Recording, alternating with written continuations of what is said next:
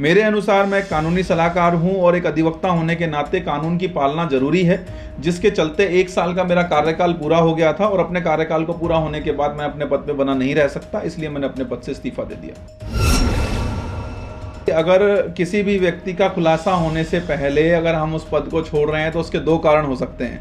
पहला, या तो मैंने दबाव में वो पद छोड़ दिया हो जी। ऐसा कोई दबाव मैं अपने ऊपर लेता नहीं और ना मैं किसी के दबाव को मानता हूँ। दूसरा ये कि जो ब्लैकमेल्स हमारे स्कूल्स को कर रहे हैं, मैंने अभी सिर्फ इप्सा के कानूनी सलाहकार और फाउंडर मेंबर से इस्तीफा दिया है।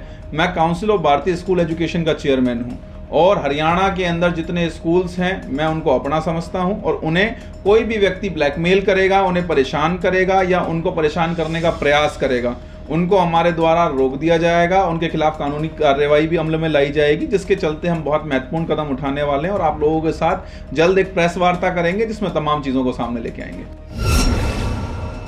मेरा त्याग पत्र बहुत पहले भी गया था, एक बार आपके संज्ञान में होगा, लेकिन उसके बावजूद संस्थान में मेरे पद को लेकर के अभी भी उनके जो लेटर हेड है उस पर मेरा नाम चलाया जा रहा था, पता मेरा चलाया जा रहा था, जिसको लेकर के मेरे को मजबूरन कल आप लोगों के माध्यम से समाचार पत्रों में प्रकाशन कराना पड़ा कि मैंने अपना इस्तीफा दे दिया है। इस संस्थान से मेरा कोई संबंध नहीं है।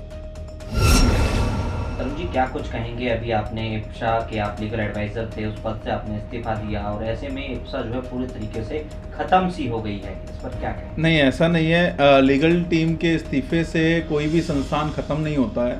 और अगर मैं बात करूं इंडियन प्राइवेट स्कूल एसोसिएशन की, तो उसमें मेरे पास फाउंडर मेंबर और कानूनी सलाहकार ये 2 पद थे। हम उसमें 5 फाउंडर मेंबर थे, लेकिन कहते हैं कि मतभेद जब तक हो तब तक संस्थान से जुड़ा रहा जा सकता है, लेकिन जब मनभेद में वो संस्थान में परिवर्तित होने लगे तो उससे पहले उस संस्थान को छोड़ देना चाहिए। तो हमारा मतभेद अब मनभेद में परिवर्तित होने लगा था, तो इसलिए मैंने उस संस्थान से त्याग पत्र दे दिया। सूत्र बताते हैं कि इप्सा की जो प्रधान आप लोगों के साथ मिलकर जो बनाई गई थी मनीषा सैनी मैडम, उन्होंने भी जो है अपने प्रधान पद से इस्तीफा दे दिया। देखिए, आपके माध्यम से मैं सूचित करना चाहूँगा कि उन्हें प्रधान नहीं बनाया गया था। जब संस्थान पंजीकृत हुआ था उस समय ही वो उप प्रधान थी और पूर्व में हमारे प्रधान जी का कोई इस्तीफा आया था, ऐसा मेरी जानकारी में है, जिसके बाद रिटर्न में आया था, संस्थान के ग्रुप में आया था, जिसको माननीय चेयरमैन साहब के द्वारा शायद स्वीकार भी कर लिया गया था, जिसके बाद से हमारे पास प्रधान पद का जो दायित्व है वो खाली हो गया था। और किसी भी संस्थान में किसी पद का खाली होना उचित नहीं होता, जिसकी देखरेख में हमारे जो चेयरमैन साहब हैं उन्होंने चुनाव की घोषणा के लिए 15 दिन के लिए एडिशनल चार्ज वो उप प्रधान को दिया था, प्रधान ना होने की वजह से, कि इस 15 दिन में चुनाव प्रक्रिया को करवाया जा सके और वर्तमान में जो भी व्यक्ति नामांकन करके प्रधान बनना चाहता है वो चुनाव के जरिए प्रधान बन सके। उनको कोई नियुक्ति पत्र नहीं दिया गया था, उनको सिर्फ एडिशनल चार्ज दिया गया था for the time being only for election. अगर मीडिया की बात करें तो मीडिया पे जिस तरीके से वीडियो डली सोशल मीडिया पर, उसमें तो उन्होंने भी जो है प्रधान पद स्वीकार किया, उनकी टैगलाइन और वो सब चीजें भी। देखिए, वहाँ पर स्पष्ट था, वो पीआरओ थे आपके, वहाँ पर स्पष्ट था। वो मीटिंग एक्चुअल में कोप्से की मीटिंग थी। कोप्से के जो पदाधिकारी वहाँ मौजूद थे वो सारे के सारे इप्सा की बॉडी के अंदर भी हैं और बॉडी के अंदर होने के बाद वहाँ जो चेयरमैन साहब के द्वारा फैसला लिया गया था वो ये था कि एडिशनल चार्ज दे देंगे। मनीषा मैडम ने उस एडिशनल चार्ज को लेने से वहाँ भी इनकार किया था, लेकिन चेयरमैन साहब का ये कहना था कि जब प्रधान नहीं है तो प्रधान के पास ही दायित्व जाता है, जिसके चलते हम आपको फॉर दैट टाइम बीइंग एक लिमिटेड टाइम के लिए ये चार्ज दे रहे हैं, चुनाव होते ही आप इस पदभार से मुक्त हो जाएंगी। लेकिन एक समस्या ये हुई कि जब उन्होंने ये पदभार स्वीकार किया उसके बाद से ही उनके पास लगातार बहुत सारे फ़ोन कॉल्स आने लगे कि आपने ये पदभार कैसे स्वीकार करा, या हम आपका इंटरव्यू लेना चाहते हैं। बहुत सारे साथियों ने उनको फ़ोन करने लगे, जिसके बाद उन्होंने इस बात में ये निर्णय लिया कि उनकी जो व्यक्तिगत निजी अपनी ज़िंदगी है वो भी कहीं डिस्टर्ब हो रही है और वो इस पद के साथ कंटिन्यू नहीं कर पाएंगे। और फिर चीज़ें कुछ सामने ऐसी आती हैं कि चुनाव को फिर कुछ समय के लिए टाल दिया गया। एक बार पूर्व में भी ऐसा हुआ था कि चुनाव का पत्र जारी हो गया था, लेकिन उसके बाद चुनाव को टाल दिया गया था। मेरे अनुसार मैं कानूनी सलाहकार हूं और एक अधिवक्ता होने के नाते कानून की पालना जरूरी है, जिसके चलते 1 साल का मेरा कार्यकाल पूरा हो गया था और अपने कार्यकाल को पूरा होने के बाद मैं अपने पद पे बना नहीं रह सकता, इसलिए मैंने अपने पद से इस्तीफा दे दिया। जब आपने कोप्से की मीटिंग की थी, वहाँ पे एक पत्रकार महोदय मौजूद थे, तो आपने उसमें कहा था कि जल्द ही खुलासा करें कुछ ब्लैकमेलर्स का। बिल्कुल कहा था। उसके बाद आपने तुरंत ही इस्तीफा आ गया आपका। देखिए, मैं स्पष्ट बड़ी साजिश तो नहीं है। मैं स्पष्ट शब्दों में कहूँ कि आप समझ सकते हैं कि अगर किसी भी व्यक्ति का खुलासा होने से पहले अगर हम उस पद को छोड़ रहे हैं तो उसके दो कारण हो सकते हैं। पहला, या तो मैंने दबाव में वो पद छोड़ दिया हो जी। ऐसा कोई दबाव मैं अपने ऊपर लेता नहीं और ना मैं किसी के दबाव को मानता हूँ।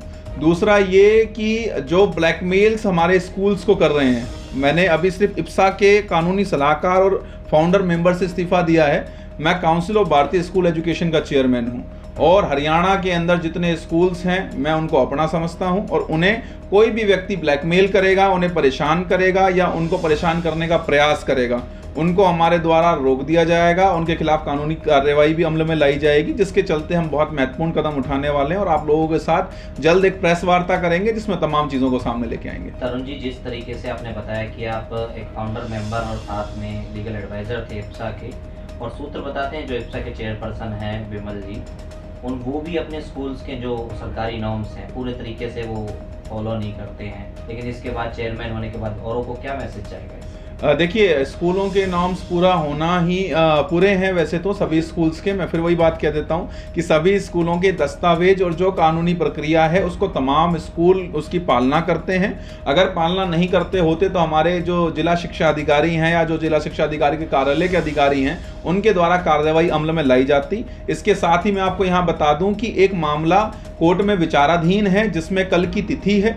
उस तिथि अनुसार हमारे जो जिला शिक्षा अधिकारी हैं उनको इन पर्सन के आदेश भी हुए थे, आपको याद होगा। कल उस तिथि में हमारे जिला शिक्षा अधिकारी ने जवाब दावा दायर करना है। काउंसिल ऑफ भारतीय स्कूल एजुकेशन स्कूलों की तरफ से अपना पक्ष रखने के लिए कल उसमें उपस्थित होने का प्रयास करेगी और निवेदन करेगी माननीय न्यायालय से कि हमें उसके अंदर पार्टी बनाया जाए ताकि हम स्कूलों का पक्ष रख सकें। और पहले भी 70 स्कूलों के ऊपर एक मामला आया था जिसको लेकर के इंडियन प्राइवेट स्कूल एसोसिएशन के द्वारा कोई भी लीगल एक्शन नहीं लिया गया था, जो मेरे अनुसार गलत था, और कॉप्से ने उसमें एक्शन लिया था। और कल भी स्कूलों के बचाव के लिए हम माननीय न्यायालय में उपस्थित होंगे। यानी कि अगर स्कूलों के सारे दस्तावेज जो कानूनी प्रक्रिया में आते हैं नहीं पूरे होते तो आप सीधा सीधा आरोप लगा रहे हैं डीओ ऑफिस पे, डिस्ट्रिक्ट एजुकेशन ऑफिसर्स के डीओ पे भी और वहाँ के अधिकारियों पे भी? नहीं, ऐसा नहीं है। सभी स्कूलों के दस्तावेज कंप्लीट हैं। आपको ज्ञात होगा, अगर नहीं होते हैं तो उनका हाथ होगा इसमें पूरा ना करवाने का? फिर नहीं, ऐसा नहीं है सर। सभी स्कूलों के, मैं फिर बता देता हूं, सभी स्कूलों के दस्तावेज पूर्ण हैं। जो स्कूल मान्यता प्राप्त नहीं है, जो स्कूल मान्यता प्राप्त नहीं है उनके खिलाफ हाई कोर्ट के आदेश आ चुके हैं, उनको स्कूलों को बंद किया जा रहा है, उनके खिलाफ कानूनी कार्रवाई अमल में लाई जा रही है विभाग के द्वारा। दूसरी चीज मैं स्पष्ट कर दूं कि विभाग के द्वारा समय समय पर कानूनी कार्रवाई अमल में लाई जाती है, लेकिन उसके साथ ही कुछ लोग मिलकर के प्राइवेट स्कूल्स को ब्लैकमेल करने की प्रक्रिया को भी अपनाते हैं, जिसको लेकर के हमने अपने स्टाफ काउंसिल ऑफ भारतीय स्कूल एजुकेशन को इंटरनली तैयार किया है, जो ऐसे लोगों के खिलाफ याचिका तैयार कर रहे हैं और सबूत जैसे ही हमारे पास जुट जाएंगे हम माननीय हाई कोर्ट में उनके खिलाफ याचिका भी दायर करेंगे। आपने त्याग पत्र कब दिया?